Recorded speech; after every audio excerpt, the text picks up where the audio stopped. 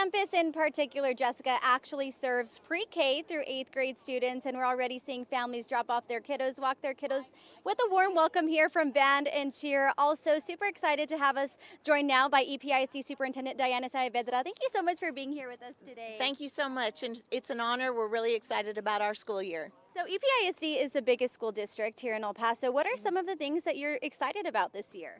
Well, one of the things that we're excited about is that we're celebrating our 140 years of being in existence in this community and really educating the community and helping the community of El Paso thrive.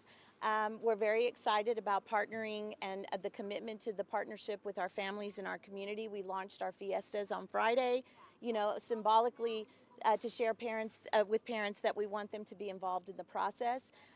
We've expanded our pre-K options. We are expanding intramural options for students at the elementary level.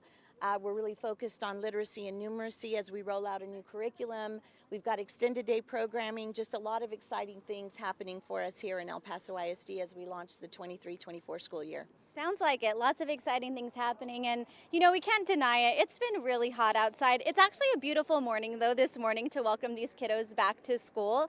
But I do know that 21 of your campuses don't have refrigerated air. And that is something that is top of mind for parents as they send their kiddos back to the classroom, especially as we deal with these triple-digit temperatures. Can you kind of talk about, where you guys are at with that, what the rollout process is like, and when elementary school students are going to be able to get refrigerated air implemented into those classrooms, into their schools, if their school does not have refrigerated air yet? Right. Well, what I would start with is, yes, it is very hot. I wish I could control the temperature on the outside. I certainly can't. But we do have a very aggressive plan. We've worked with our facilities management department.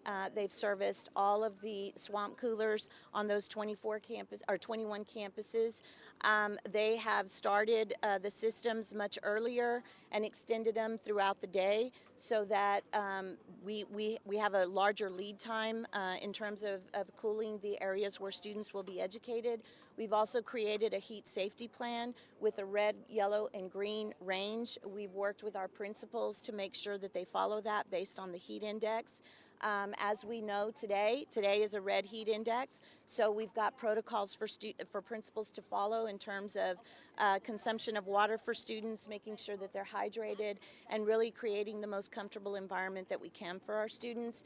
As we transport our students home, we've made sure that all of our buses are in operation. They all have cooled bus systems with air conditioning, and so we're doing our best to create a wonderful learning environment for our students. You asked about when we would be able to kind of transfer the swamp cooler to the refrigerated air.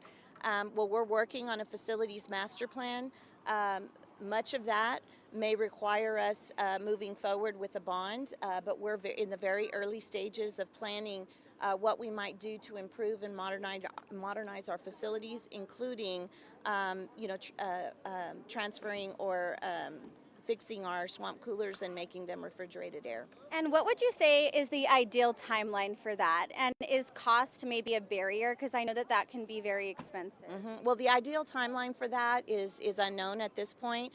Because that there's a lot of things that go into a planning for a bond. And even when a bond is passed by the voters, there are timelines for each one of the campuses to receive, whatever is outlined in the bond.